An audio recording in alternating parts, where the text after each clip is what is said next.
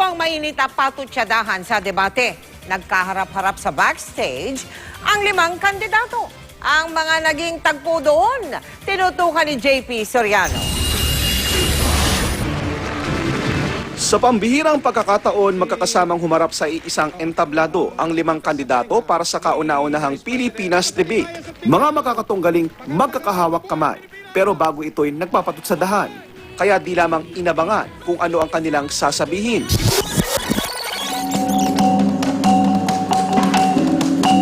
Inabangan din kung ano ang kanilang gagawin kapag nagkita-kita sa backstage. Unang dumating si Vice President Jejomar Binay sa Capital University sa Cagayan de Oro.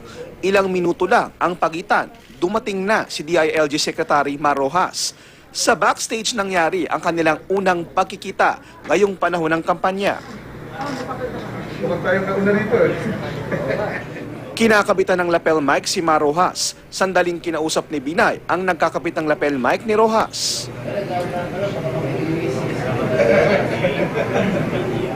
Pagdating ni Davao City Mayor Rodrigo Duterte, lumapit si Binay at nakipagkamay.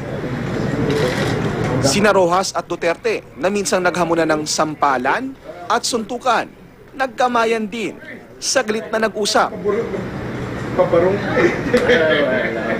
Pagkatapos, tahimik nang naghintay ang tatlo hanggang sa tumabi si Binay kina Duterte at Rojas at nagpakuha ng litrato.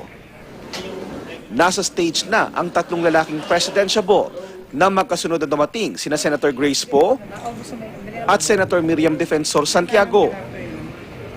Bago magsimula ang debate, nagkaroon ng pagkakataon ang 5 na mag-usap-usap at magkamayan. Katabi ni Rojas si Poe na minsan niyang niligawan para maging running mate.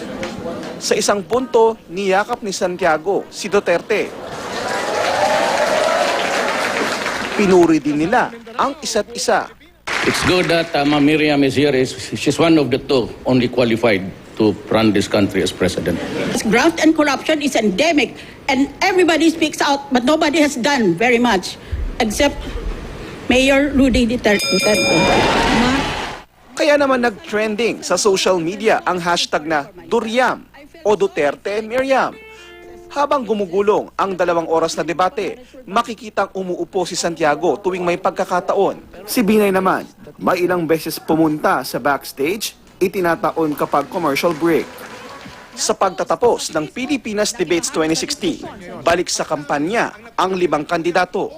Overall, we're very pleased with the debate. Ang pagtanghal natin ng debate ay world-class, both in terms of substance and in terms of form. Natutuwa ako na unang-una na pagsama-sama natin silang lahat. 'Di ba? Sa kauna-unahang debate in a long time.